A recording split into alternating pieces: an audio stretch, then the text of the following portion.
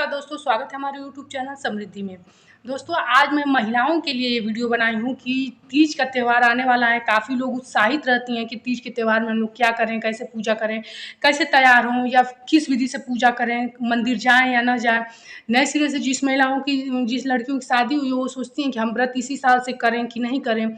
जो लोग उद्यापन कर चुकी हैं, वो इस व्रत को शुरू कर सकते हैं कि नहीं। तो ये तमाम बातें आप लोग को मैं इस वीडियो में बताऊँगी।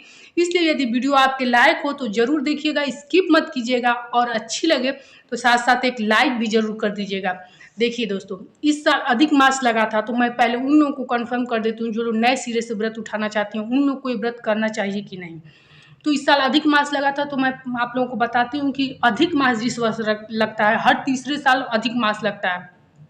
अधिक मास जिस साल लगता है उस साल पूरे व्रत त्योहार दूषित हो जाते हैं और 1 महीने लेट आते हैं। इसीलिए तीज का त्योहार तो आता है अगस्त के महीने में, लेकिन इस बार आएगा सितंबर के महीने में, क्योंकि 1 महीना लेट हो गया अधिक मास के कारण, महीना बढ़ जाता है इसीलिए। तो जब तक आप लोग इस 2024 में आप संवत नहीं चलता है, उसके पहले आप लोग कोई नया व्रत, चाहे साप्ताहिक हो, मासिक हो, वार्षिक हो, कोई भी व्रत नहीं शुरू कर सकती हैं। बिना पूछे जाचे या जानकारी लिए कोई भी व्रत आप लोग शुरू मत कीजिएगा, क्योंकि एक बार आप लोग के जीवन में, किसी के जीवन में एक बार गलती हो जाने के कारण फिर सुधरने का मौका नहीं मिलता है। फिर रोने-धोने, पछताने से कोई फ़ायदा नहीं होता है। इसीलिए कभी कोई चीज़ करना हो, शुरू करना हो तो आप लोग पूरे ध्यान से पूछ करके अपने बुजुर्गों से तब जा कर के शुरू करना चाहिए। कुछ लोगों की बात ये होती है कि जैसे हम इस सब चीज़ों को नहीं मानते हैं, कोई-कोई ऐसी चीज़ें होती हैं जिसको लोग कहते हैं कि हम नहीं मानते, तो ऐसी गलती कभी नहीं करना चाहिए। एक बार जीवन में कुछ गलती कर लेने के बाद कुछ ऐसी चीज़ें होती हैं कि उसके बाद सुधरने से भी मौका नहीं मिलता है। इसलिए ऐसी गलती आप लोग मत कीजिएगा। जिन लड़कियों की नई-नई शादी हुई है वो कतई ये व्रत नहीं करेंगी। अब जो लोग जैसे कि उद्यापन कर चुके हैं वो ये व्रत कर सकती हैं कि नहीं, तो देखिए उनके लिए भी तो ये व्रत नए सिरे से ही होगा। पहले जो व्रत करती थी वो उद्यापन कर दी, तो अब उनके लिए व्रत नए सिरे से होगा, तो वो भी ये व्रत नहीं कर सकती हैं। बीच में यदि आप पिछले साल किसी कारणवश व्रत छोड़ दी थी, तो भी इस साल नया व्रत शुरू मत कीजिएगा। इस साल नया कार्य कोई शुरू नहीं किया जाता है। अब वो महिलाएँ जो कि अवस्था में है, जो कि प्रेग्नेंट है, वो ये व्रत कर सकते हैं कि नहीं? देखिए, सबसे बड़ा वास्तविक बात है कि होता है कि जब महिलाओं की शादी हो जाए तो तीज हुआ, चौथ हुआ, ये सब व्रत नहीं छोड़ना चाहिए।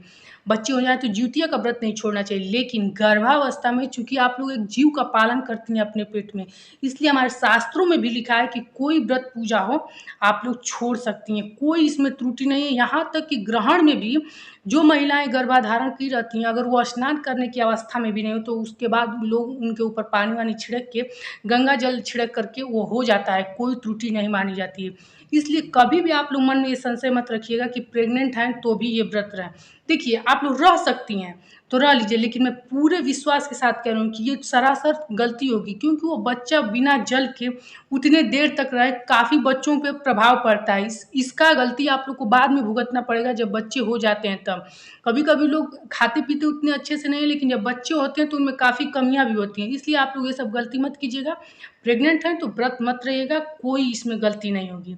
अब उन उन लोगों को कि जो लोग कि नए में पूजा उठाना चाहती थी, अब वो नहीं उठा पाएँगी, तो पूजा कर सकते हैं, तो वो लोग बिल्कुल पूजा कर सकते हैं। लेकिन जैसे एक तीज वाली महिला करेगी कि वो दान देगी, ऐसे जाएगी मंदिर पूरे विधि-विधान का सामान लेकर के तीज व्रत का, आप लोग ऐसे कुछ नहीं करेंगे। आप लोग जैसे इस बार जानते हैं कब सोमवार को ही तीज पड़ रहा है, इसलिए सोमवार की पूजा जैसे आप लोग करती हैं, उसी तरह से आप लोग पूजा कीजिएगा। बाकी उसमें कोई तीज का चीज़ ऐसा मत कीजिएगा कि जिससे आपका पूजा त्रुटिपूर्ण हो, गलत हो जाए, क्योंकि अधिक मास लगने के कारण हर व्रत, पूजा, त्योहार दूषित हो जाते हैं। इस बार 18 सितंबर को पड़ेगा, 1 महीना लेट पड़ेगा, तो जब तक कि सम्मत जल ना जाए, आप लोग कोई नया पूजा-पाठ शुरू मत कीजिएगा। अब हमको लग रहा है कि आप लोग समझ गई होंगी कि कोई नया पूजा-पाठ शुरू नहीं करना चाहिए, चाहे साप्ताहिक व्रत ही क्यों ना हो।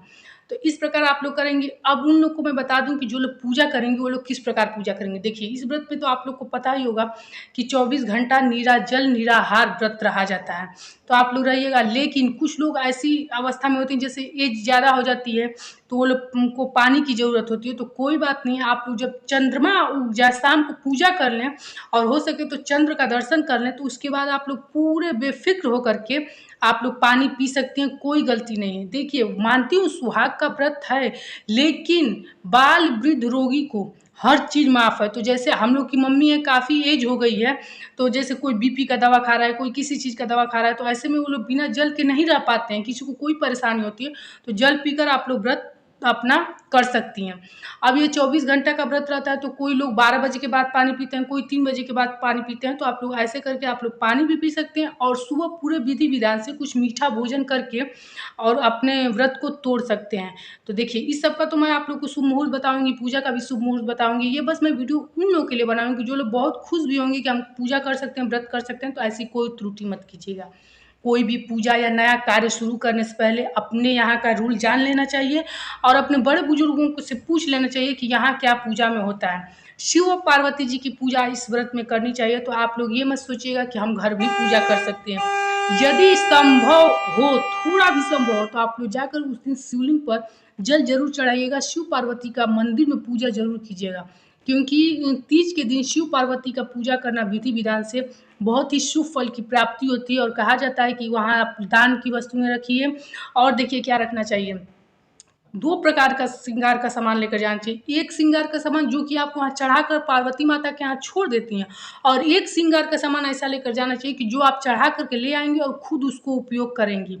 और एक बात मैं बता दूँ कि जैसे कुछ लोग होती हैं, कुछ ही श्रृंगार करती हैं, तो जितना आप लोगों के पास हो सके, खूब 16 श्रृंगार कीजिएगा। गले में हो जैसे हार हो, नथिया हो, मनटीका हो, सब कुछ आप लोग पहन लीजिएगा। ऐसा कुछ मत सोचिएगा कि इतना नहीं हुआ जाता है, क्योंकि हमारे शास्त्रों में लिखा है कि संपूर्ण जैसे एक जोड़ा तैयार होता है, जैसे दुल्हन आप बनती हैं, जिस दिन हम लोग की शादी होती है, जैसे लोग तैयार रहते हैं, उस दिन जैसा तैयार होना चाहिए।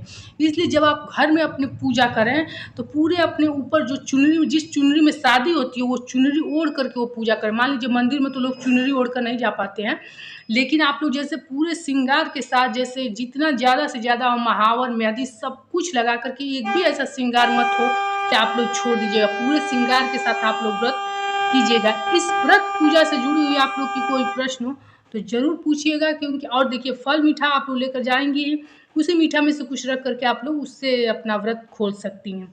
अब इस पूजा पाठ के बारे में, इस तीज के बारे में मैं फिर आप लोग को आगे वीडियो दूँगी कि कब शुभ फल की प्राप्ति होगी। बस उन लोगों के लिए मैं ये दी हूँ कि किन लोगों को व्रत रहना है, किन लोगों के लिए व्रत नहीं है, किन लोगों को ये व्रत नहीं रहना है। तो आप लोग को वीडियो अच्छी लगी हो तो एक लाइक कीजिए, चैनल को सब्सक्राइब कीजिए, ताकि किसी भी तीज त्योहार के आप लोग को नोटिफिकेशन सबसे पहले पहुँच जाए। फिर मिलेंगे नए वीडियो के साथ। जय श्री राम।